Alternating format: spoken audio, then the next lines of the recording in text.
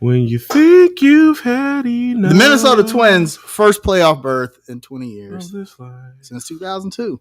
Since the Torrey Hunter days. I'm a big Twins fan, you guys see here. Because Charlotte doesn't have an MLB team. So when I moved to Minnesota back in the 90s, you know, they had a team and I was living there and I went to games and I've become a Minnesota Twins fan. And it's good to see that they've built their team up to have some sustained success going forward now. Can you say those two words again? Sustained success. It's funny you knew what two words I was saying. The Twins were bad for a long time. Okay, Minnesota fans had it rough. You know, it'd been a long time since they won a world, since the Kirby Puckett days, since they won a World Series. But now they're back, and I don't know if they're going to win the series this year. They're pretty good. So my current college basketball team, we're a national champions, and you know we had some down years. Right, yeah. You know, ever since Kimba left, it was some down years in between. But Dan Hurley has come in and built a program that I think has sustained success. The players listen to him. Because players listen to him, they buy in to what he's selling. Right, yeah. Florida State, same thing. A lot of down years since Jameis Winston left, you know, and it was a bad hire with Willie Taggart, but they survived the Willie Taggart era, and Mike Norvell seems to be steadying the ship. They seem to be set up for sustained success. Absolutely. So two teams I root for. Carolina Hurricanes. Now, even though they lost in the conference finals, and the conference finals is a bad omen for Hurricanes. Right. It's 12 straight losses. But they make it to the conference finals. Wouldn't we love some damn team around Charlotte to make the conference finals? Wouldn't that be nice? And the Hurricanes look like they're set up to be the best team in the NHL. Sustained success. You know who does not have sustained success? We started the show in 2019, before the pandemic. And not one. Not a single, not a damn winning season with anybody from the Charlotte Hornets have had one winning season in the time that we've been doing this show. The Carolina Panthers, no playoff appearances. No playoff appearances. None. This is after four playoff appearances, 3 straight division wins, missed the playoffs, go back to the playoffs, and then something happened. You want to remind the fans what happened after the Panthers made the playoffs and lost to the Saints? David Tepper. Yeah, they sold the team. Yeah. David Tepper bought the team. And he said, there's a new sheriff in town. I'm going to bring some live music to this city. Yeah. Put my stamp on this organization. And that was the last we saw of a winning Carolina Panthers team. Dave Tepper, you damn sure put your stamp on this organization, buddy. Congratulations. DJ Moore's a really good wide receiver. Christian McCaffrey is a really good running back. Guess what? They're not here anymore. You know what? Steve Wilkes is a really good coach. Kaza, could you imagine living in the world? I'm sorry, y'all. Could you imagine? Just imagine for a second. Just imagine, right? Because, like, you know, most professional teams that draft cornerstone players tend to want to keep those players. Yeah, those are guys you build around. Right, yeah.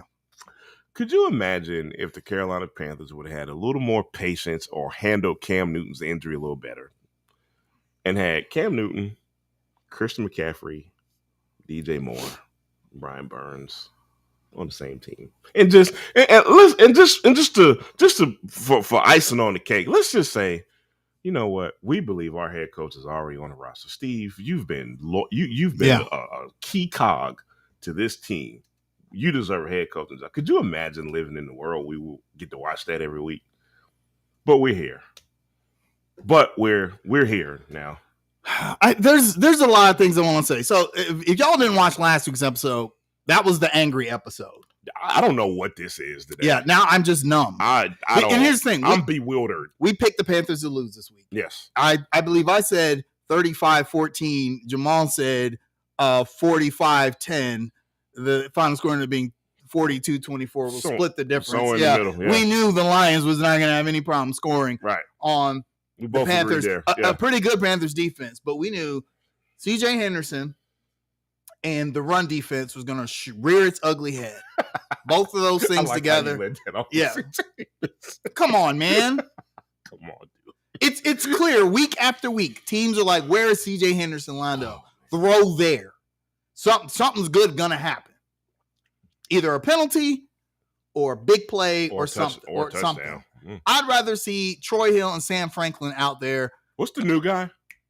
I'd rather see him. The guy we praised last week. Yeah. I can't remember his doggone name now. That's pathetic. But yeah. We'll say. I'll tell you in a second. Deshaun Jameson. I'd rather have that guy out there. Yeah, I'd rather have the young bucks out there because Dante Jackson, you might as well throw him in the trash. He's not. Oh boy.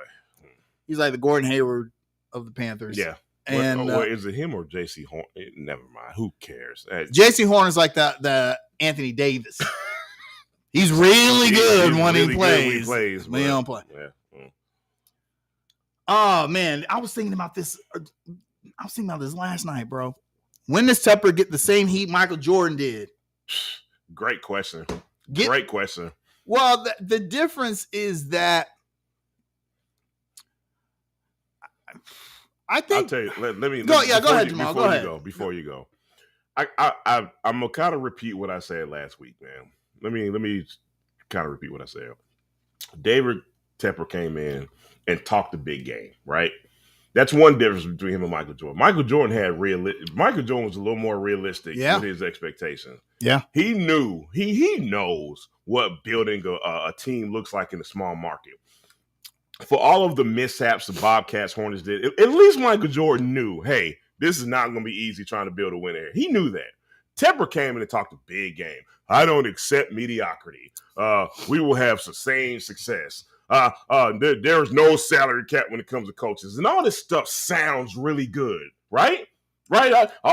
We in Charlotte, we ate it. Like, yeah, Tepper aggressive. We're going to make some moves. Yeah. And it all sounded great. And come to find out, you're not a damn football guy because nothing has worked. We sat through 6 years of college shit.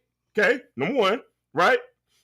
We are now in this transition where we don't even have a first round pick, but we're not rebuilding according to Tepper. You understand what I'm saying?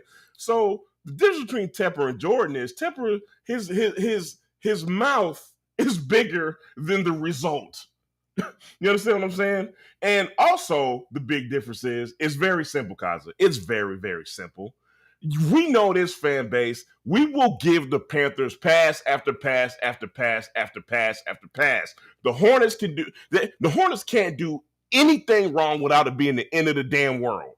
It has been like that with this fan base since Michael Jordan was the owner. You know what's weird? For a city that hasn't won shit in nothing, our fans are very spoiled, entitled. When the Panthers came into the league, and in the second season they go to the NFC Championship game, that was maybe the worst thing that could have ever happened to any franchise. Because now it's like, oh, why can't we do this every year? Right, every year we've got to. And to be fair, like someone said, the Panthers have made 2 Super Bowls. Actually, if you look at, if you take away the fact that they've never had back-to-back winning seasons, the accolades the Carolina Panthers have amassed in their time in the league, a lot of teams would love to have that. The team that beat us today would love to have 2 Super Bowl appearances, 3 NFC championship appearances, 8 division titles. So it's not all been doom and gloom, but I think that's where Tepper messed up. He had, when the team he took over, the product he took over was not a bad product. They were coming off a playoff loss to the New Orleans Saints. They were 2 years removed from a Super Bowl appearance. They had Cam Newton, who had not injured his shoulder yet. He was still considered a superstar in the league. You just drafted Christian McCaffrey, who a lot of people were saying was the best running back in the league. You had a legit number 1 wide receiver in DJ Moore. You just drafted Brian Burns.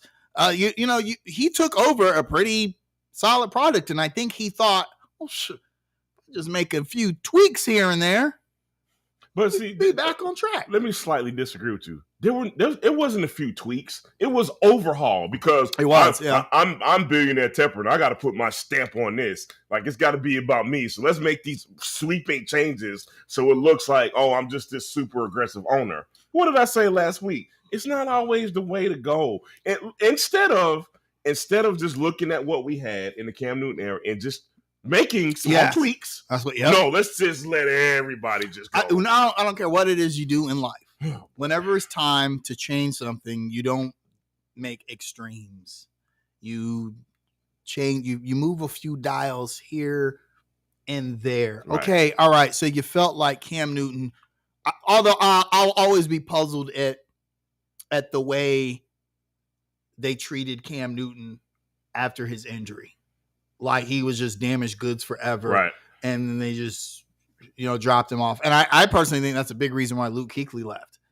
He was like, y'all don't do that to me. Yeah, exactly. I don't need this. Yes. Yeah. Y'all not going to wait for me to, bye. And so now maybe the best defensive player in the league has gone. And then you get rid of the best quarterback your franchise has ever had. And now you're kind of in rebuilding mode. because of one small decision that you made that ended up being a big overhaul. The crazy thing is you're in rebuilding mode, not because you intentionally went to rebuilding mode. You're in rebuilding mode because you have to be in rebuilding mode now. But see, and here's the thing. Now he didn't have to be. I still feel like, and I think a lot of people in the chat and our fans and everyone feels like you had something to build on at the end of last season. But you didn't build on it. Just tweak it. Yeah. That's all I got to do. Just tweak it. Okay, even if you said, okay, we want a new coach, although I'll still disagree with that decision, but okay, you say you want a new coach. Okay, fine. But then now essentially you get rid of our two best players in order for assets. And then you trade those assets for who you believe to be a franchise QB. And real quick, we'll get back to talking about Bryce. And I want to say this, I want to preface this by saying 0-5 is not Bryce Young's fault, not even remotely. And we'll dig into that in a bit. And to me, it's a lazy take. It is, absolutely. Yeah. But at the same time, what did we say on this show when the news came out that the Panthers were moving up to number 1? We said whoever you draft has to be the guy. You better be that guy. He's got to be the dude. Right. And to real quick, it's really unfair to put all that on Bryce Young. Oh yeah, to essentially say you are the savior of the franchise that everyone is starving for success for. To put that on him, and then not only do you put it on him, but you don't give him anything to work with. Carolina Panthers. I posted this on the construction page. Pro Football Focus. Carolina Panthers, 29th in pass blocking efficiency, 26th in PFS pass blocking grade, and overall the worst O-line in football. This was before today's game, so it's probably even worse today. And Kaiser, look, man, how can anybody argue with you when the eye test matched the analytics? Yeah. There's nothing more to say. Panthers also dead last in the league in offensive penalties. Pre-snap and post-snap. Dead. Thank you. 0-5 is a front office failure. You went and got all these damn coaches. Kudos whoever said that. Yes. North Sea Fellow. North Charlotte. You went and got all these coaches. The all-star coaching staff. The all-star coach. And they ain't done anything. 0-5, as far as I'm concerned, is the coaching staff from the front office. You have not put the right players in the right, changing the defense to 3-4. Why? You have the personnel. You have personnel for 4-3. What? For what, man? For what? Now, granted, they couldn't have known Shaq Thompson was going to miss the season with an injury, but still, why? But see, that goes back to my continuity statement. Why would you change? You had the Panthers were a top 10 defense last season. Why would you? Why? Because. Look, man, here's one word I did not bring up in my rant last week. You want to know what that word is? Ego. Ego gets, let me explain why ego gets in the way sometimes, because you got these guys who are hell-bent on putting their stamp on these changes, and their ego tells them, well, I'm the 3-4 guy, and the 3-4 guy worked where I was. So let me bring my stamp and my 3-4 defense to this team who we question had the pieces to even fit the damn 3-4 in the first place. But hey, let's just ignore that, and we'll figure it out once we get here. On the field, two biggest problems for the Panthers: offensive line, run game. And real quick. Or I'm sorry, run defense. Real quick. Defense. Why is Shy Toto even on this damn team? Anyway, I just wanted to get that out the way. Go ahead, sir. Yeah. Run defense, offensive line. The two problems that the Panthers have had for seasons and seasons now. And this report also came out during the week that the Panthers are essentially, I guess they on the phone all 24 hours a damn day looking for a number one wide receiver. That's not even our biggest need. That's not even the issue. It's not even the issue. It's not even. I mean, it's a issue, but it's not the biggest issue. It's not. If you give Bryce Young time to throw the ball, then it looks a lot better, right? It does, yeah. Yep. If you don't, why is Ian Thomas on? Hold on. Highlight that, please. Hold on. No, you guys have guys you drafted aren't even dressing. Absolutely. Why are you running a check and release with Ian Thomas? Now, Bryce Young had 2 interceptions today. One was a bad decision. He had a guy in the flat. He decided to go for the guy in the corner route. It got jumped. But that first pick wasn't his fault. And a lot of people would say that it was. But that was supposed to be a tight end check and release. What the check and release does is you check for pass rushers, you release those pass rushers, and then you go off into the flat. So you have to be wide open to catch. Right. So you'll be wide open. Right. That's the way it's supposed to be. He didn't do that. He checked the guy, and when he released him, he stood there. The ball is supposed to go to him. So Bryce Young throws to him, and he gets picked off by the defense. Why is Ian Thomas on the team when Tommy Tremble and Hayden Hurst, didn't Tremble have a touchdown? Yeah, he did. Sure did. Didn't Hayden Hurst have 2 big catches for first down? Sure did. Yes, they did. What is the need for Ian Thomas? Why is Ian Thomas? What is the need for the dude? That's what I'm saying. Why do you even have 3 tight ends on the roster at all? Whatever, man. Okay. Right. Oh boy. Hey man, this is I like this. Smirnoff Ice. Yeah, if you want something kind of light. Yeah. We don't have sponsorship here, but we're fake sponsors. Yeah. It's a screwdriver. It's like a malt liquor. I kind of wish I had a real screwdriver watching this game today, man. But yeah, I'll take this got 4.5% alcohol. Not too bad. Not too bad. Something light. Like the Panthers defense. Though this is the worst defensive performance of the season. Right. But I feel like the offense has still been the issue every week. They could have kept pace with the Lions. Yep. If not for 1 to 3 turnovers. Yeah, I was going to say, I think you understand what I mean when I say this. I mean, essentially, our offense kind of gave their offense 2 scores. Short field. You understand what I'm saying? Like, in a sense, they did, man. Miles Sanders. Yes, sir. I knew you were going to say that. Miles Sanders. Come on, dude. You've been in the league too long, man. When they decided to not re-sign Deontay Foreman, which, by the way, he hasn't had a great season. He's only played 1 game. He only got 5 snaps for 16 yards due to injury. So maybe it was the right move. But I was not upset when they picked up Miles Sanders. In fact, everyone was very, very happy with that move. Like, right. Ooh, Miles Sanders. Miles Sanders had a great season with the Eagles last season. Right. This year. Hey, look, Kaza, I know we try not to talk in hindsight too much, but let's talk in hindsight real quick. If we're going to get this, why the hell did we just keep Foreman? Man? Or why not just let Chuba be the number 1 and then just pick up somebody? Because I mean, again, this is hindsight. I know that. However, what we're getting just wasn't worth the transaction. It's not worth it. Yeah, no, absolutely. You can say that for a lot of things. 2 big fumbles this season. Critical. I mean, that have led directly to scores. Yeah, and not even like, ooh, that was close. He could have touched the ground. Nah, bro, you upright and they poking the ball out.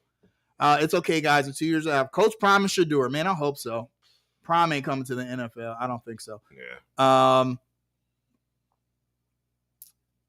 Yeah. Why do we have an offensive coordinator that doesn't call plays? Doesn't call plays and Wright keeps talking about play calling is his, but it's a collaboration. Let one guy, man, yes, exactly. Delay of game, as far as I'm concerned, is never a quarterback problem. Right. It's especially a rookie quarterback. A lot of times it's the center and the play calling comes in too slowly. And they talked about this during the broadcast about how in college, the quarterbacks have cards, whereas in the NFL, he's getting the play directly into a headset. And then he's got to, in real time, he's got to relay this to, everyone on the team, offensive line, receivers, running back, and then get to the line, read the defense, make adjustments, and snap the ball. Right. That's a lot for any. And I remember Cam Newton had that problem. A lot of people said that Cam Newton, I believe it was Steve Smith that said that Cam Newton always had a problem in the huddle getting plays out to everyone, right? So that's a tough thing for NFL quarterbacks to go to. So why not make it easier? Why not help your guy? Why are the Panthers not helping Bryce Young out? Help your dude out. You cannot be the worst O-line in football and be dead last in offensive penalties, and Panthers are also dead last in wide receiver separation. NFL or PFF considers an open receiver to be in the NFL to be anything more than 2 yards of separation. The Panthers are averaging like 1.3 yards of separation. That's as open as our guys are getting. So suddenly it's like Bryce Young's fault that everybody else around him sucks. So there's like 30 coaches on this damn staff, right? I mean, I'm exaggerating, but you know what I'm saying. Mm-hmm. You would think with all the experience and all the years in the NFL that Capers and Caldwell and Reich and all these guys have on the coaching staff, you would think that somebody would say, man, we got this 21-year-old rookie that we don't want to put more responsibility on than he already has, especially like you said, with a bad offensive line. We have Bryce Young who's worried about the protection, right? He's worried about the play call that's coming in at the last second. He's worried about reading the defenses. He's processing all of this within 45 seconds every time, right? Right? And we're asking a 21-year-old guy to be good with that. Really? Really, y'all? And before CJ Stroud fans show up, they're coming. And the Anthony Richardson fans, by the way, Anthony Richardson, he might be done for the season. I told somebody this. Anthony Richardson, one read quarterback, one read run that's going to get you killed in the NFL. I don't know if y'all saw he hurt his throwing shoulder today. By the way, the Houston Texans have the 19th best offensive line and are 16th in the league in pass blocking efficiency. Now, I know that's not great, but there's a huge difference in being 16th best in protecting the quarterback and being dead last. Yeah. Right.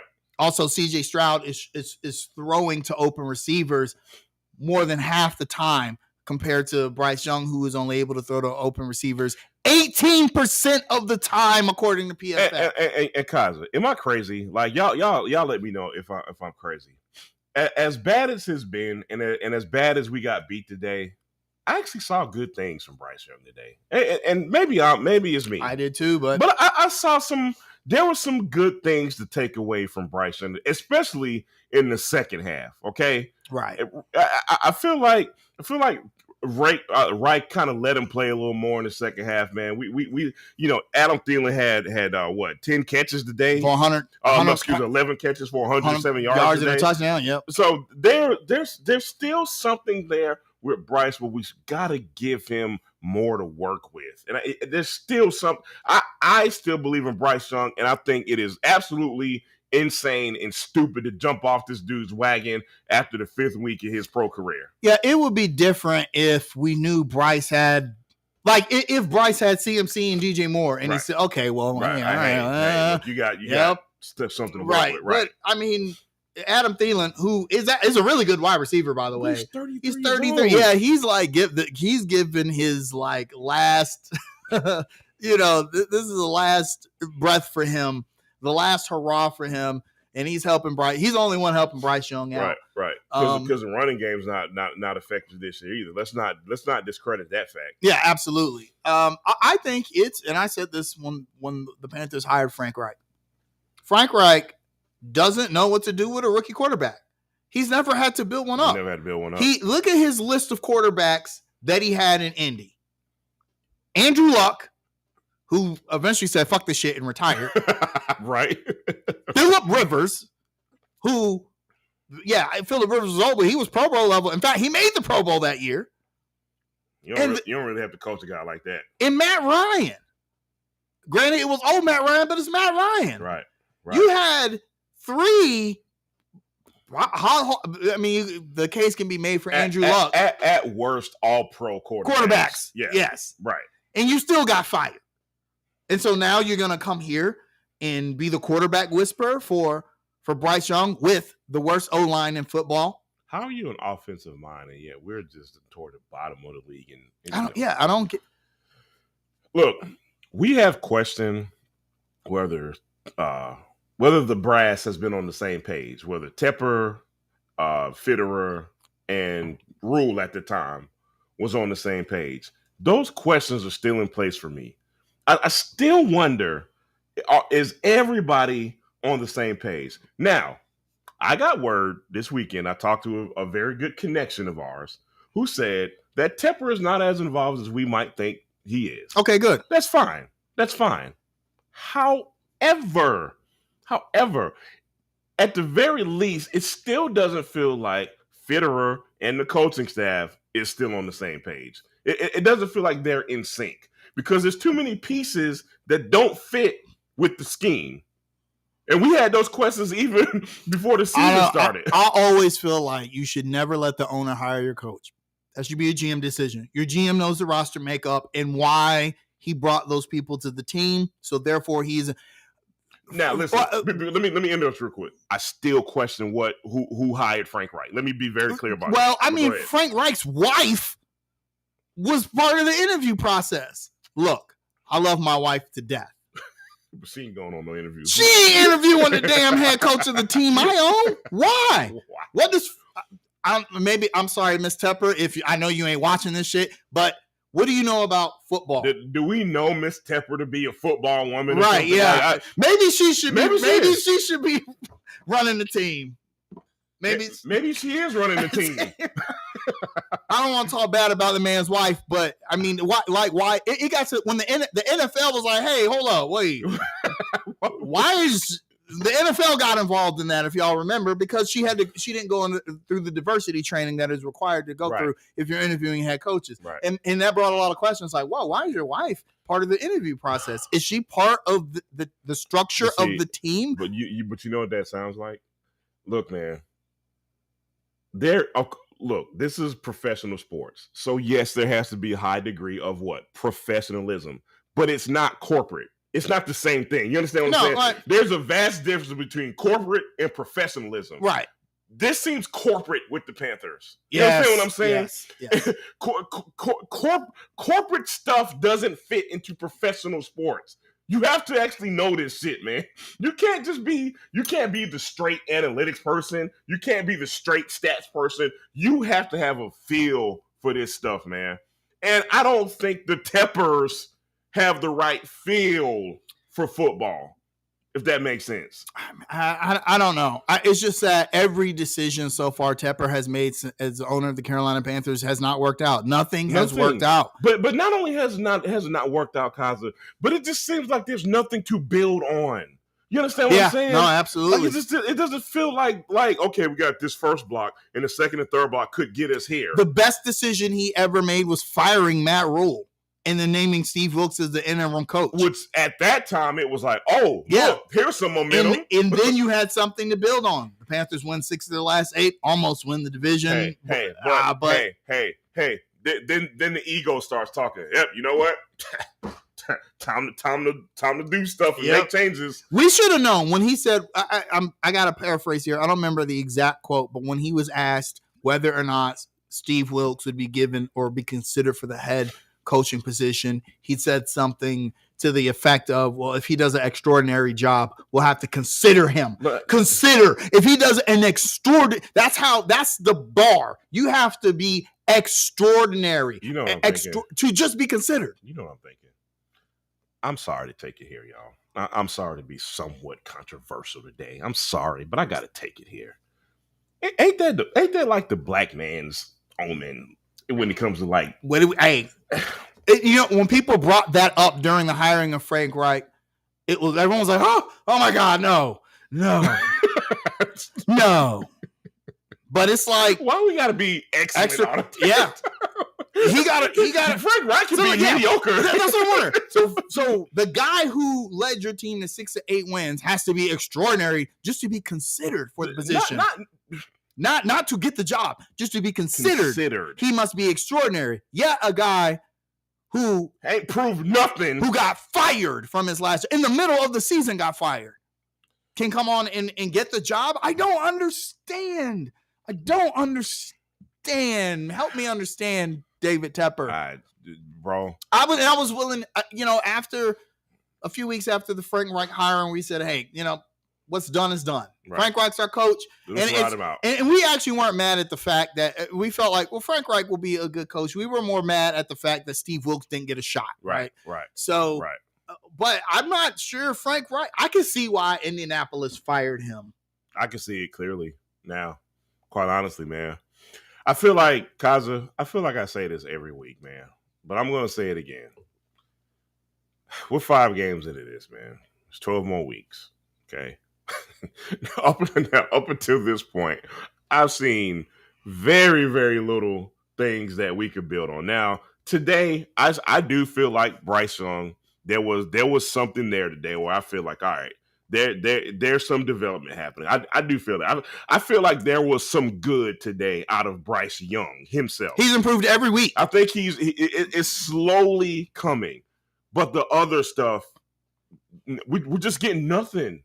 The O-line is not improving. Outside of Adam Thielen, the wide receivers are not improving. The defense is taking more steps back every week. So it's just like, I don't know, man. I just don't. Chandler, let's talk about the Chandler Zavala. Yeah, man, I'm so happy he threw his thumb up, man. That was. You hate to see an injury like that. It's a neck injury. No other updates have come out, but a neck injury in football, incredibly serious. Yeah. I mean, incredibly serious. But they said that he has movement in all his extremities. But I'd be shocked if he played another snap this season. Yeah, that's very important because although he was a rookie, part of a good offensive line is not just talent, but cohesiveness. Yeah, guys got to play together, get used to, and even more so when you're a rookie. You know what I mean? Absolutely. We're along for the process with Bryce Young. We need to be along for the process with someone like Zavala too. And unfortunately, that process is probably going to end shortly this year. Yeah, I hate that. Key injuries to the Panthers. Every team has injuries, but these losing Shaq Thompson was a pretty big injury. J.C. Horn, of course, is a huge injury. Chandler Zavala is a big injury because actually any offensive line injury is always a big injury. Right. No matter how much trash we talk about. Exactly. Regardless of, with Chandler Zavala, he was a rookie. We never know. Next season, it could have been a breakout year for him. Right. But he's going to be behind the ball. So, Austin Corbett still out. You know what I mean? So it's only going to get worse for Bryce. I feel really bad for Bryce Young. And I feel really bad because now everyone's looking at the success CJ Stroud. I use air quotes because, I mean, he's won 2 games. Right. Okay. Right. So, but they're looking at the success that CJ Stroud is having in Houston, but they're not seeing any context. Right. Don't stop lying to say you've been watching Texas games. No, you have not. You've been looking at the box score. You've been looking at highlights. Right. Stop. And saying, well, here's the thing. I think, let's say we had picked Stroud. You know what would happen? Bryce Young would be killing it in Houston. It'd be reversed, man. And then CJ Stroud would be here getting sacked 5 times a game. Man, we should have picked Bryce Young. I feel like everything I needed to see from this team, and specifically from this passing game, I saw the first game of the season. Because there's nothing has really changed since that Atlanta game. Yeah, we were like, well, DJ Chark was injured. Okay, well, he's back now. Yeah, he's back. And nothing changed the second week of the season. And nothing changed the third week or the fourth week. But I think the bigger problem is play calling. There are ways to get your guys open. Right. Like when Andy Dalton played. when Chark magically became a good wide receiver. Sitting wide open. Sitting wide open. And why don't you run that play again? Why don't you just do that? You mean to tell me, you know what, man? Because, I mean, as good as the Lions are this season, their defense ain't like it ain't like that. Lights out. I mean, the Panthers still put up 24 points, right? Despite turning the ball over 3 times. Against we got to play Atlanta again, who's got a really good defense. We got to play the Saints again, who have a really good defense. We're gonna go through the schedule again here in a bit, but I mean, they're gonna struggle. Next week might get ugly, man. I mean, let me requote that. Next week might get uglier. Got Miami next week. Yeah, it's gonna be ugly until we play the Texans or the Colts. We play Texans and the Colts back to back. Those might be. We play Texans, Colts, and Chicago. Now watch what's gonna happen. Watch us win those 3 games in a row. And then we're gonna see Tepper in press conferences and Frank Reich. See, we knew it was all shut your ass up. My optimism is all but out the window with this team, man. I hope that is the case, but it seems like just such a long road to even get to that part of the schedule right now. You know what I mean, man? This is a great comment by Chris. I want to talk about this. So Bryce isn't a problem, but he does need more players around him than someone like Cam does. I want to go back to what I said about Charlotte sports fans being spoiled. Cam Newton will spoil you. Cam Newton was a generational talent. Even if let's say Bryce Young ends up having a better career than Cam does, because he's got the potential, right? But Cam Newton, because of his skill set and his size, he was a physical specimen. He could come in and carry a team. Right. He did. I mean, the year the Panthers went to the Super Bowl, he carried that offense. Yeah. I mean, you can say whatever you want. And to be fair, I mean, the offensive line was better, and you got. But it was weird. The O line was trash the year before, and the trash year after. I think it was more of Cam was just in his bag that year, doubt. Yeah, and it made the offensive line look better than it was. Bryce Young is not Cam. He certainly doesn't have the physicality. Right. I think he's actually a better passer of the ball than Cam. Although he doesn't have the same arm strength, so he can't really put it downfield or put it in the tight windows like Cam could. But as far as being a pure pocket passer, I think he's got all the tools. But you do got to put the right guys around him. No doubt. Because Cam, if a play broke down and Cam Newton decided, I'm just going to run the ball. Right. Guys is out there making life decisions. Safeties are like, shit. I got to go tackle this big one. Yeah. They ain't doing that with Bryce. Conversely, when Bryce run, people are like, oh, yeah. Food. Yeah. So, and here's what sucks. We don't have the assets to put assets around Bryce Young. We gave up everything. We're going to be terrible this year, and we have no first-round picks. Mm-hmm. Even if we get, let's say some team is willing to deal with us and we trade Burns or Chin or somebody, we're going to have to give up somebody good in order to get pieces to build around Bryce. Hey, man. It's not going to be a top 10 pick. Let me sidebar real quick, Kaza. Did you watch that game Thursday?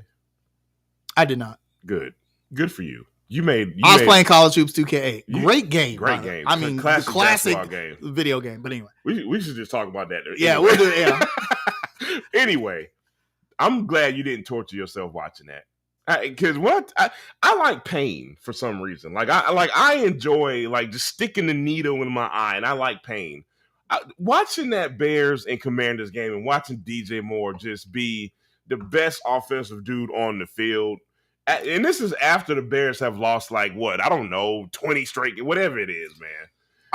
It's very telling. Oh boy, that Justin Fields was straight garbage the last 2 seasons, and now you got DJ Moore. You give him DJ Moore, and now it's like, well, now there's a light at the end of the tunnel. Justin Fields looks pretty good. Yeah, you think? Wow, imagine that. Oh boy, are we gonna talk about the game? Do we have to? All right, let's talk about the game. I guess so, man. I guess so.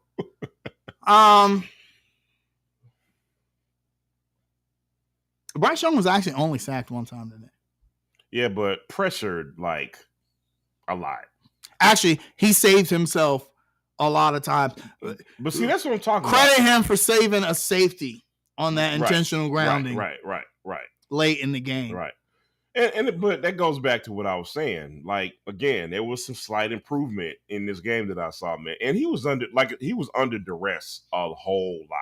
You understand what I'm saying?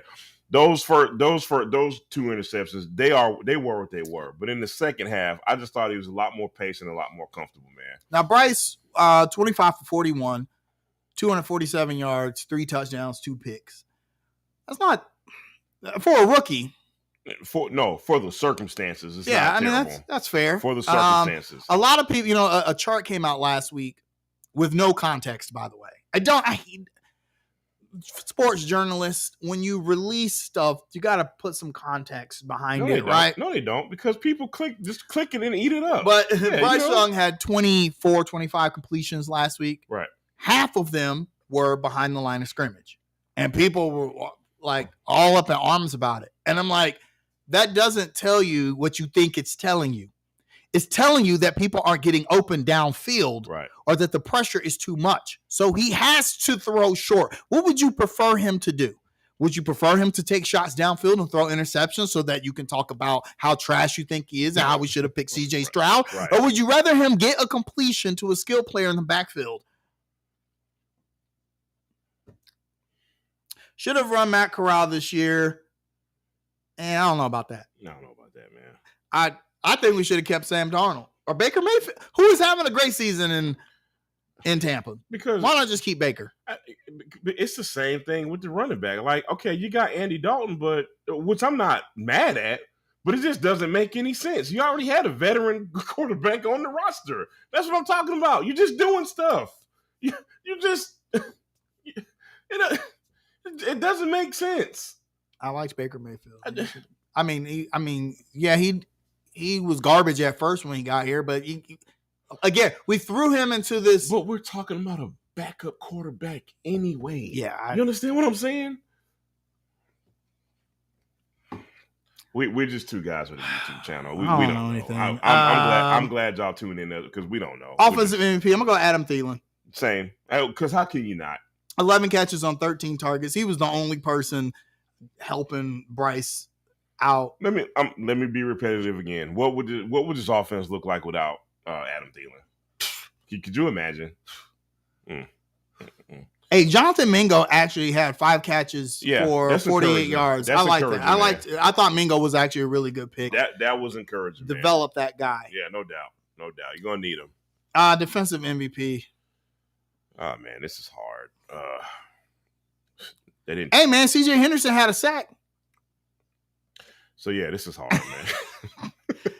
Brian Burns had a sack and 3 quarterback hits. And they were clearly game planning around Burns.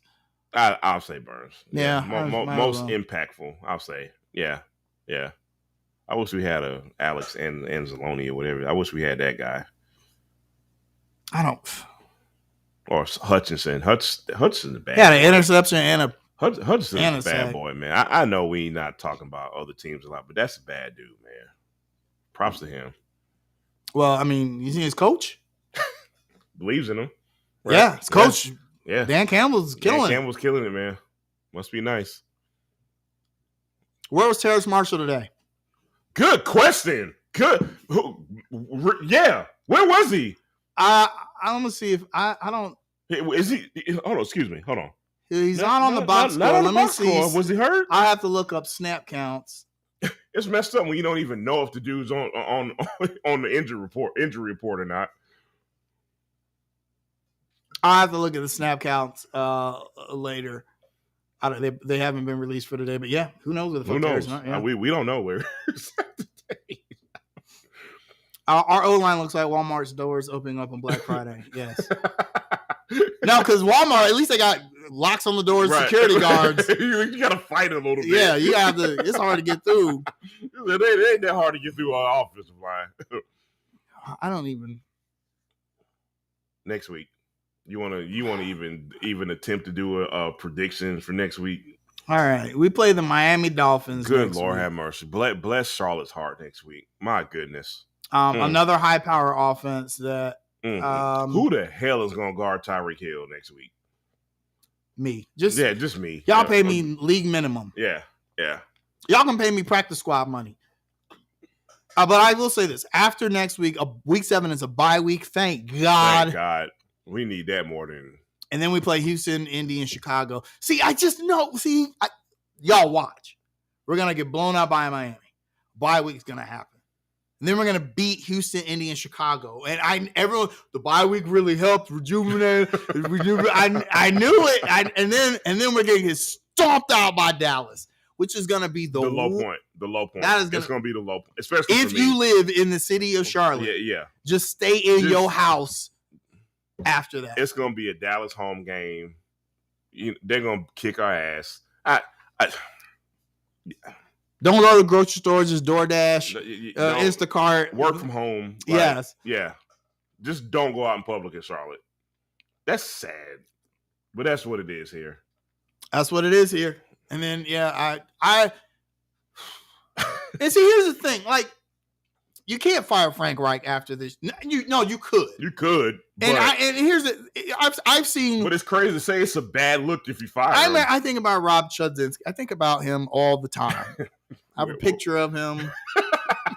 You're in your bed. You hold up. It's like, where are you, Chud?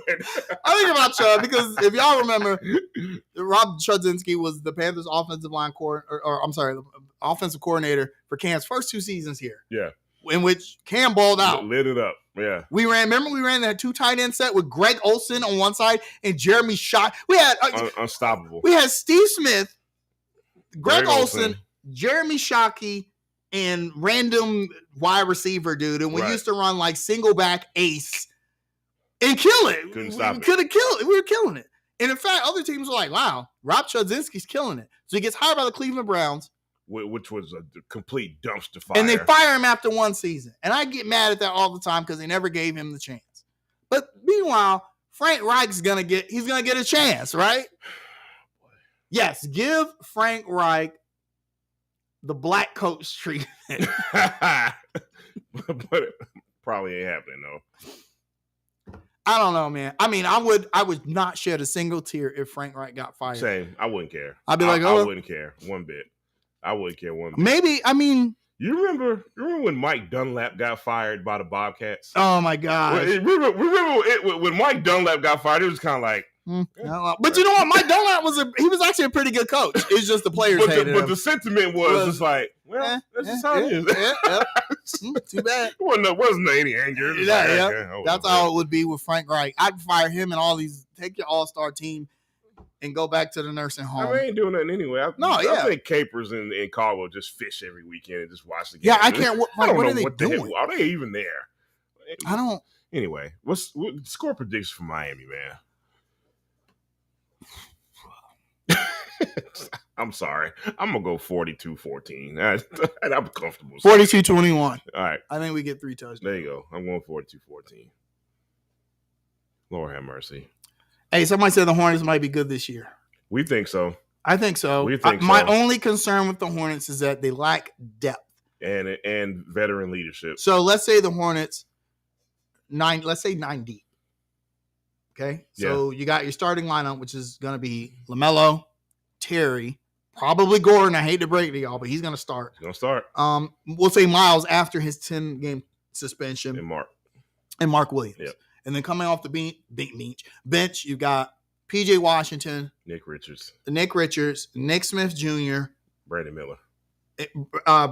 That's your 9. Yeah. And we're not even talking about Cody Martin. Right. And if you throw Cody Martin in the mix, you're talking about 10 deep. Now, in the regular season, 10 deep is okay, but in the playoffs, you want to be 8 deep. Right. Teams aren't going 10 deep in the playoffs. Everybody cuts it back in the playoffs. Right. Right. So if I'm like, okay, if the Hornets go 8 deep, you're saying that PJ, Mark, and Nick Richards, is that enough depth to go 8 deep in the playoffs? But you gotta go 9 because you're not gonna not play Brandon Miller. I'm sorry, man. Yeah, no, you're not. You know what I mean? Now, here's some positive news. Listen, y'all can say whatever you want to about Steve Clifford. I am not here to argue with anybody about what you think about Steve Clifford. But here's what I know about Steve Clifford. He is going to tell you like it is. Whatever he's feeling, it is not going to be BS. See, Steve Clifford is going to tell you exactly what it is. Yep. So the encouraging thing that I heard over this past week was how much he likes Brandon Miller.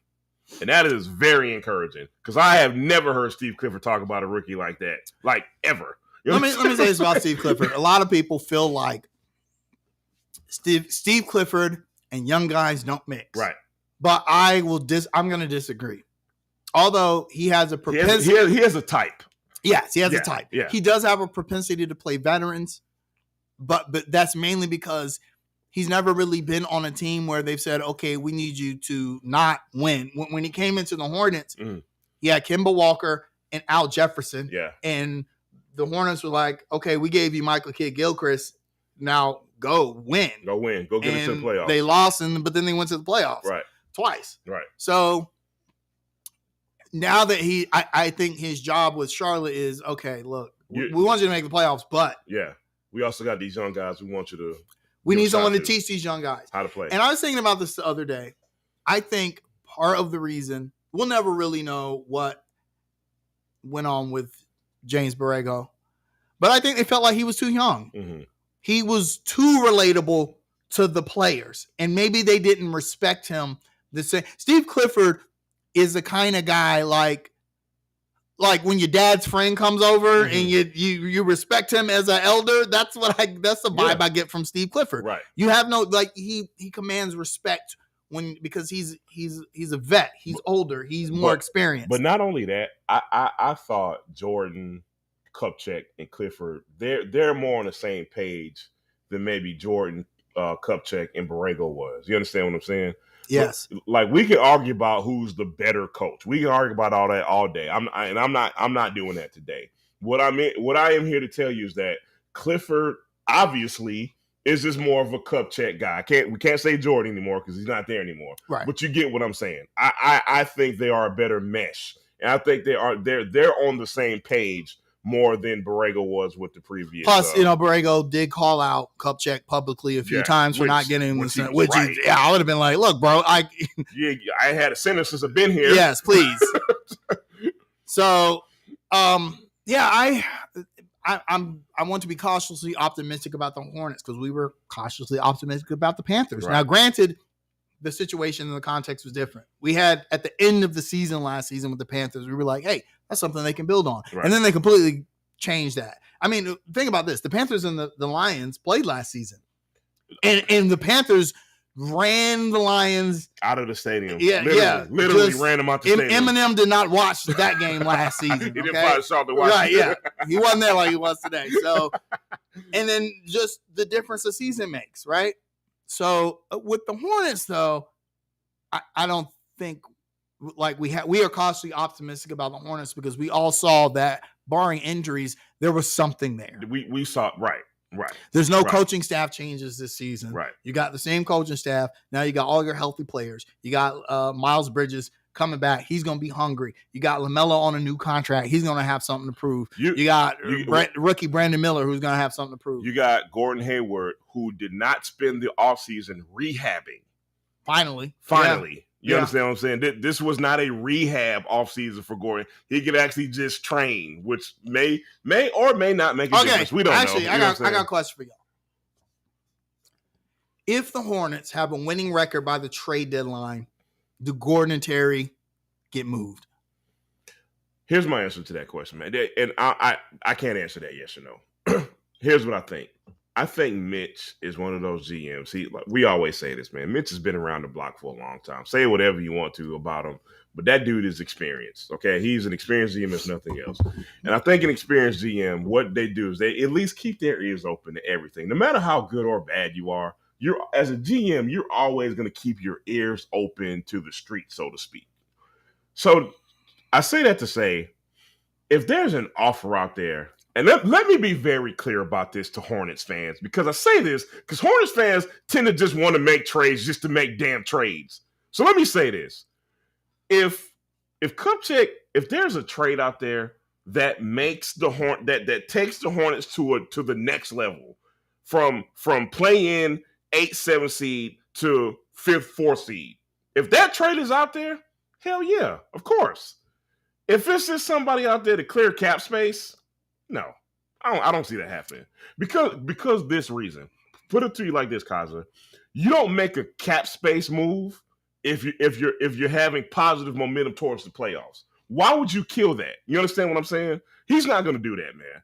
So unless that trade is out there where it's like, oh wow, we got a young guy who could be a superstar, or we got established superstar. No, I don't think a trade goes down. Yeah, I agree. I don't think you should just make trades just because. Don't mess up a good thing. Right. If the Hornets are like on the cusp, then I mean, Gordon Hayward is going to be a major trade target because he'll be able to provide something to a team vying for a championship. Right. He's on an huge expiring contract. Yep. It would be beneficiary to both parties to move him, but the Hornets have to. They got to get something back. Right. He's still Gordon Hayward, and let's say don't do what you did with listen with Mason Plumlee. And I know Mason Plumlee and Gordon Hayward, two different things. I know that, but don't just go out there and just get 2 second-round picks for the dude. You know I feel like you trade for a backup point guard. Right. We don't have one. We're going to be counting on Nick Smith. But, okay, now here's something else. I'm just thinking through this. So here's something else that I did not mention either. Here's another key cog to that same question. If Brandon Miller's out there lighting it up, if Brandon Miller's like, oh wow, we really got something here, that maybe makes that changes Hayward, that changes things. It does. Yeah. Because I mean, I've always said so Gordon Hayward and his agent, his team knows that he's not going to get any more $30 million contracts. No more big contracts, right? I mean, like 15 is lofty for him at this point in his career with the injuries. Right. Like he's realistically looking at like $5 to $8 million a year. Right. Offer him $8 million to come. Why don't you come stay on the bench? You come off the bench. That way, less minutes, less injury risk. You help teach these young guys how to play ball, how to be an NBA pro, how to be a vet. See what he says. Do you really think Gordon Hayward? Now, if I'm Gordon Hayward, I'm like, screw you guys because my shoulder was broke and y'all told me that I was just faking, but I digress. I wouldn't forget that. I ain't gonna know. His wife ain't gonna forget. I was about to say, when your wife come out and be like, look, the Charlotte Hornets did this. As far as Terry, if Terry's giving you 20 points a game, I don't see the rush in moving him. Yeah, right. Unless you're gonna get the only way I would consider moving Terry is you got to get something equal back, especially if you don't. See, that's the thing. You're not going to get another 20-point a game scorer. There just aren't that many in the league. I agree with that, and not only that, but no team is going to give him up that easily. So I don't know. I don't think Terry is as attractive as a trade target as people think he is. Right. Teams want Terry. Do you think the Lakers wouldn't take? But they're not going to give. Exactly. Yeah. They're not going to give up what we deserve for him. They wouldn't give up Austin Reeves for Terry. I wouldn't want no Austin Reeves anyway. But he wouldn't be that. Some players are good where they are, and then they get somewhere else. Like, Austin Reeves is the poster child. I think Tyler Hero too. I think a lot of people, who has been mentioned a lot in trade talks with Charlotte. Yep. I think you bring Tyler Hero here, you end up with Jeremy Lin Part 2, who actually wasn't that bad as a Hornet. Right. I think he should have stayed here. He made a mistake going to where did he go? Brooklyn? No, he was there before. Where did he go after he left the Hornet? Whatever happened. He went somewhere where he went from like 30 minutes a game to like 4, and then out the league. Yeah, him and Courtney Lee. Both of them got, I think, $17 million and $15 million were both of their contracts, and they didn't live up to neither one of them lived up to the contracts, and then they were out the league. Should have stayed here. Should have stayed here and competed with Jeremy Lin. Because that squad was really good. I think that team could have had sustained success. I agree. I don't know if they would have like made the conference finals or anything, but I felt like they could have won a playoff series. Yeah, they could have. I mean, if Dwayne Wade didn't exist, we would have made the second round, right? Yeah. So. Yeah. Yes, it was Indiana. Thanks, guys.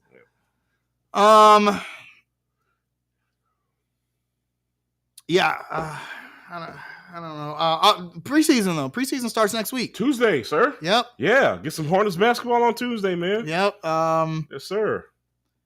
It'll be interesting. Yeah. Ready for any predictions or no? I mean, it's preseason. I'll watch. I'm going to watch. I'm excited. I put more stock into preseason than I do summer league. Yeah, absolutely. Although I do watch summer league, but I'm not gonna. A lot of fans think summer league is a good indicator of anything. It's man, summer league is a step up from the YMCA, man. It is, I don't give a crap about. But preseason is a little different. Yeah, no doubt. Preseason I think is a good indicator of seeing the chemistry of your team. I'll say, or where they like. Okay, after training camp and off season, where do your guys stand? Yeah. And I mean, if not for anything else, man, I want to see the preseason the same reason people want to see someone. I want to see the young guys. I want to see what Nick Smith Jr. does. I want to see what Brandon Miller does. I want to see. I'm especially interested in Brandon Miller for obvious reasons. He's the number 2 pick, obviously. But I really want to see him post nucleosis stuff because apparently he's put on weight. He looks better. Steve Clifford's giving him all this praise. You know what I mean? So I just want to see how that translates into at least. Let me talk about that real quick before we go. Oh, and I do want to talk about the great questions, Jay Watkins. One thing that got me about Brandon Miller, and this is why I wasn't so harsh on the Hornets for that pick. Everybody just says good things about him. Yeah, right. Like everybody just like, there's something about this kid. Yep. And sometimes when it comes to superstars, I'm not saying he's going to be a superstar, but just good NBA players, it's always the intangibles. Right. How quickly they learn things. Take LaMelo Ball, for instance. The reason he was such a high-risk pick, and a lot of people felt like a lot of people say, well, they don't want to give Mitch credit for picking LaMelo because, we picked third, right? Yeah, he didn't just fall to us. There was still a lot of trepidation about picking LaMelo Ball because from a pure basketball ability standpoint, he was 1 or 2. It's not even close. Well, yeah, but the thing is, it's like he couldn't shoot, right? Right. He had like this funky, unorthodox kind of style. His shot was, but there was something there. Right. There was like this it factor that you knew he's gonna be good when he gets to the NBA. Yep. And I remember our brother Vince Dunlap saying that, and that put me on the LaMelo bandwagon. I was like, you know what, Vince is right. Yeah. So I feel maybe Brandon Miller might be the same thing. He's got this like eccentric kind of. I mean, you talk trash to Michael Jordan, and I still want to know what went on in that one-on-one. I bet they played. I bet you Jordan put some. Yeah, I bet Jordan was like, "Look, let me show you something." And you talking trash to the GOAT? Draft that man. Right. Jay Watkins said, "Do we think Patrick Ewing?" I love that, Matt. Glad you brought that up, Jay Watkins. That is something that's very under the radar that people are not going to really pay attention to. But the last time this team had an inkling of success, guess who that man was on the staff. Yep. Yeah, so I'm with that, man. I actually love the fact that he's back with the Hornets, man. Love it. Yeah, absolutely. I thought that was a good move. You've got 2 developing centers, right? One who looks at worst a solid backup. 2.5. We don't know. Oh, yeah, I forgot about. We don't know what's going on with that guy. He had Charter Pines. But you got Nick Richards, who at worst is a solid backup, and then you got Mark Williams, who looks like he's going to take a big leap. By the way, sources said that he put on anywhere from 12 to 15 pounds of muscle. He himself said that he weighs about 260. Mm-hmm. So a lot of people are like, that's BS. Mm-hmm. I don't know, though. For us, that's BS. But these are professional athletes who have nutritionists, trainers, and millions of dollars. And time. Yes, exactly. If you go to a trainer and say, hey, I need to put on 10, 15 pounds of muscle. They can make it happen. Right. Do you think what kind of impact do you think? Do you think that's a good thing? Because sometimes players putting on a lot of weight might not be a good thing. Right. But do you think that's a good thing for Mark Williams? I do. I think so. I don't. He's a young man. You know what I'm saying? This is not some old. He might not be done growing. That's what I'm saying, man. He's not some 32-year-old who's finished growing, who's losing mobility. You understand what I'm saying? This is a very young guy who's already mobile enough. I'm not saying he was like some gazelle, but he's already mobile enough. And especially with young players in the NBA, especially at the center position, it's important, man, because you got big dudes like what's my man in the guy that always bullies us. Oh God, that's all Valanciunas, man. You got guys like Valanciunas, man, who big bulky dudes who take advantage of dudes like Mark Williams. So yeah, it's important, man. Yeah, absolutely. I like hearing that from a guy like Mark Williams is my dark horse for like best Hornets player next season. I mean, I feel like he can make a jump next season. He could really make a jump. And I think Patrick Ewing, I think that's one of the reasons they brought Patrick Ewing back. and again, Mark Williams, another guy that got very high praise from Steve Clifford. Man. Yeah. So. Plus, Clifford and Ewing already have a rapport. Yep. I thought it was a great move, and all people we saw what he did in Georgetown. Being a head coach is tough. Okay, all right, especially in being a college head coach. In a lot of ways, it's tougher than being an NBA head coach because you are in charge of recruiting. You build the roster. The college game is to me, the college game as a coach, man, 75% of that is recruiting. Think about this. Think about your week as a college coach. Let's say you got 3 games that week. Yeah. And you've got 12 recruits that you got to call those guys or have someone on your staff do it. You got to email those guys. I have someone staff. You got to go visit. You got to look at tape. You got to scout. Oh, by the way, you actually have a basketball team you're coaching. You got a game next week. You got a game. Yeah. You probably should win that so you can keep your job. Right. So I'm not going to, it didn't work out in Georgetown for Patrick Ewing. So what? He's still a legend. I think he did a good job with the Hornets previously when he had Al Jefferson. He couldn't turn Cody Zeller into. Hey, even Cody played well when he was here. No, he didn't. What are you talking about? Cody Zeller was the worst center ever in Hornets. What am I saying? Right. Yeah, what am I saying? You're right, man. I'm glad Ewing's back. Are we leaky Black fans? Yes, but he just won't get the playing time this season. I don't think he's gonna make the real roster. He'll be in Greensboro. He'll be in Greensboro. Yeah. Yeah, and look, man, we don't root against Leaky Black or any Tar Heel for that matter, but it's just not any room for I think it's clear the staff is pinning their hopes on Nick Smith Jr. to develop.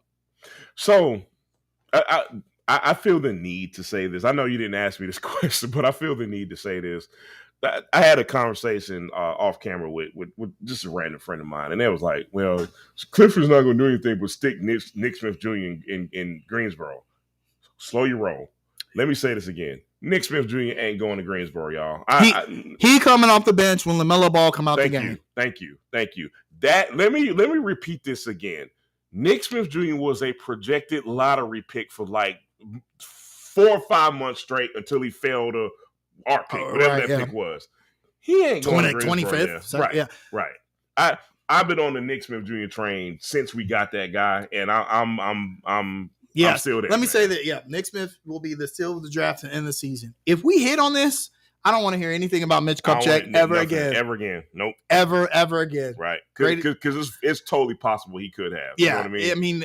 Steal of the draft. You get a guy who, because of injury, and we're not even talking about like Michael Porter Jr. injury. Right. This was, it wasn't even that serious. Right. Yeah. But I think after his injury, teams really couldn't see, more of him because he spent most of the season injured. So I don't know. I'm excited about the Hornets, but I was excited about the Panthers too. That's why I said cautiously optimistic.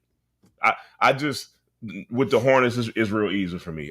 Instead of everything going wrong, I just need most things to go right this season. It's that simple. It's like that intangible thing. It's not something I'm going to blame management on and ownership. If the Hornets can just stay healthy. Just stay. LaMelo, give me 75 games.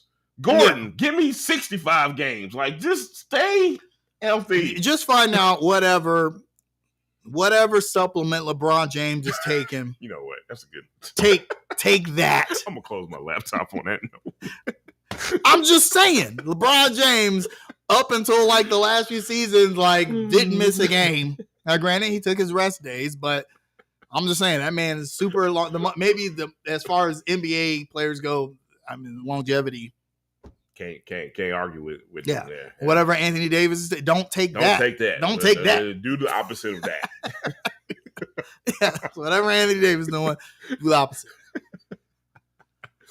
You would think Anthony Davis and LeBron would talk to each other. You think LeBron would be like, "Hey man, take this shit, right?" Right. I got a guy. Right. Let me stop. I'm sorry. But it's funny because LeBron James released a video in the gym. LeBron, he's a monster. Mm-hmm. He looked like he did, like he was 25. Right. Right. What are Anthony Davis videos at? What are they at? I don't see him. I don't never see no Anthony Davis videos. Why don't we ever see Anthony Davis working out somewhere? Never. Why don't we see him working out with LeBron? Like, that's supposed to be your boy, right? Your boy, right? That's your boy, right? Like, LeBron, you are depending on Anthony Davis to win another chip. You need him. I'd be calling him every day, like, hey man. Hey man, some people went to LA to win. Some people went for the LA lifestyle. It happens. All I'm saying is when the Hornets draft Bronny, and we get LeBron for 1 year, we get LeBron and Steph. They last years. Right. It's on. We're winning. It's on. Let me ask you this real quick, hypothetical. Oh God.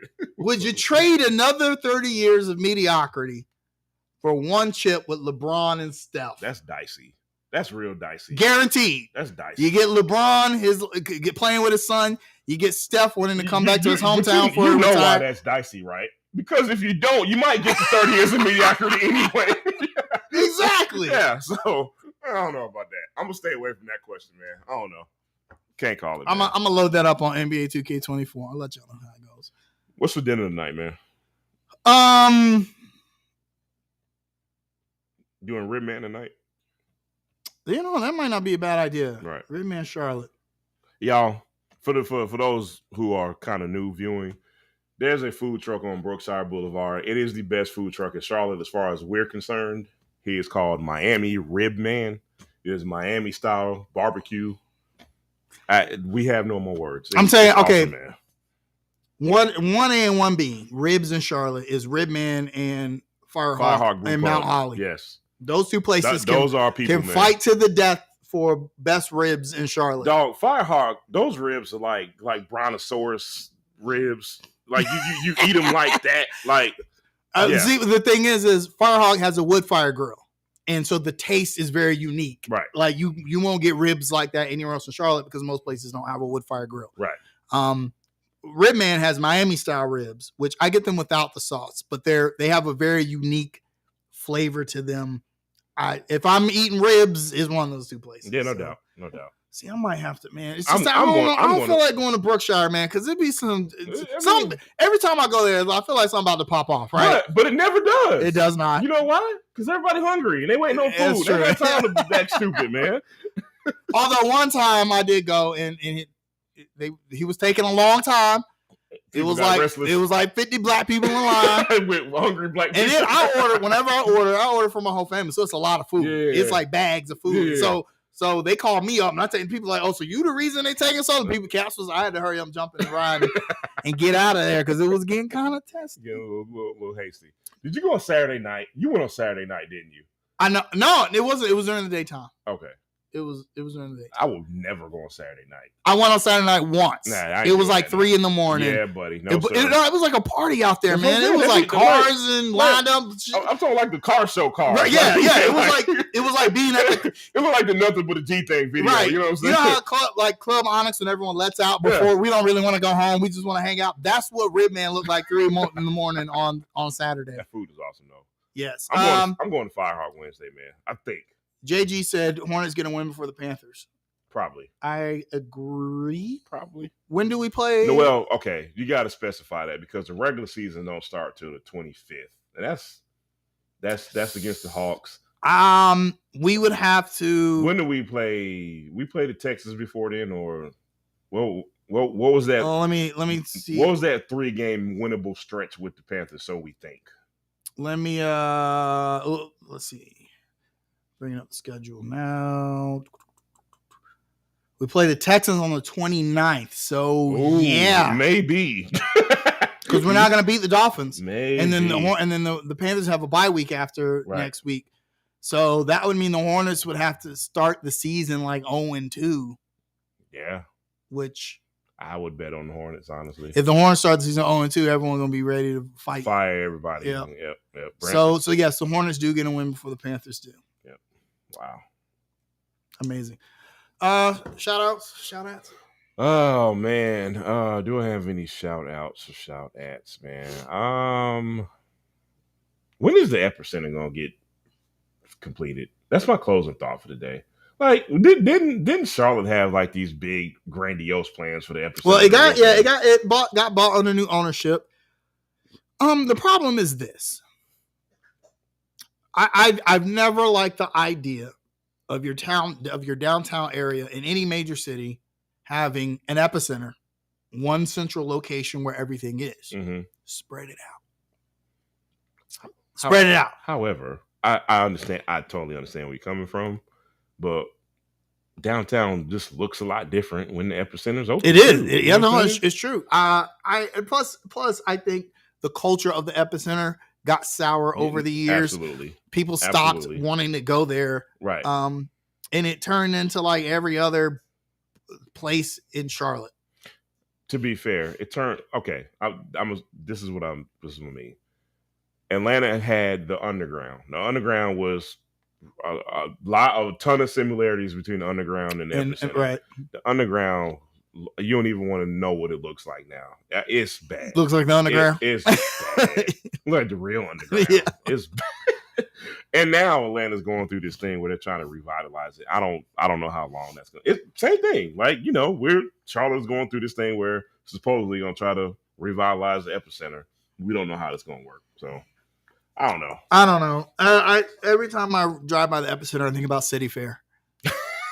You are old. Yes. We are old. City Fair was the epicenter before the epicenter. Why didn't that work? Wasn't that a great idea? Well, it was shop. It was mostly shopping. Retail. And they felt like, why would I go downtown to shop if I could go to South Park or Carolina Eastland. Place or Eastland? Yeah. And but I love City Fair. I used to work downtown Charlotte right after I graduated high school, and it was a cool place to go eat and hang out. And it was, but I mean, it was what it was. It was what it was, man. Like everything else in Charlotte. I don't have any shout outs, or maybe I do, but the Panthers just got me. Yeah, I don't even care anymore. Yes. Like, once again, let me look at the camera and say this. I say this every week. I only watch the Panthers out of obligation to you guys. That's it. You know what I was thinking about on the way here, man? I was thinking like it's hard. It's harder to do the show when you got a product like that. Because when you do this kind of stuff, you have to try to find creative ways to kind of talk about this. But when the team loses the same damn way every week, it becomes harder, right? It does. Don't you got to think a little more about what you're gonna say and how you're gonna say it? It's easier to be like the movie Major League.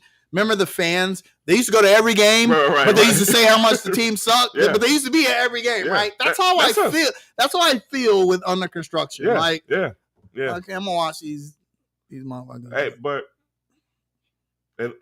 at the very least, coming in a couple of weeks, at least we'll have the other team to at least. But see, they gotta. But they gotta show improvement. If the Hornets trash, they're gonna get both barrels. Listen, man, I'm gonna leave it. I ain't gonna even go get it. Just please, Charlotte Hornets, please, please give us something to. Please. Thank y'all for watching, man. Hey, we'll see y'all. We'll see y'all next week. And I think we're gonna take a bye when the Panthers take a bye, unless there's some Hornets news that we want to talk about. In the meantime, I'm gonna go back playing college hoops 2K8. Yeah, that was a great game. I'm gonna figure out what I'm gonna eat for dinner. I ain't gonna lie. I'm looking forward to this Cowboys 49ers game tonight, buddy. Oh, I'm looking forward to that game. McCaffrey, I need you to. Man, listen, I'm watching that one. I'm telling you that. You know what burns me most about Kirsten McCaffrey? How good he is now? Well, when he makes the Hall of Fame, because he will. He's going to go in as a 49er. Yeah, they've got to pick. I'm tearing up stuff. Yeah. I'm sorry. I mean, shit, might as well. The Panthers. When they put him in the Hall of Fame, they give him a bust. You have to pick a team. The player picks a team. Ain't gonna be and it's not going to be the Carolina Panthers. Ain't going to be the Panthers. He's going to go into the Hall of Fame as a damn San Francisco 49er. Thank y'all for joining Under Construction this Sunday. We will be back to cry and laugh and drink more. Maybe the Panthers will shock us. Everybody next week. Hurts. I don't know. Y'all have a good week, man. We love y'all. We'll talk to y'all. Everybody hurts sometimes.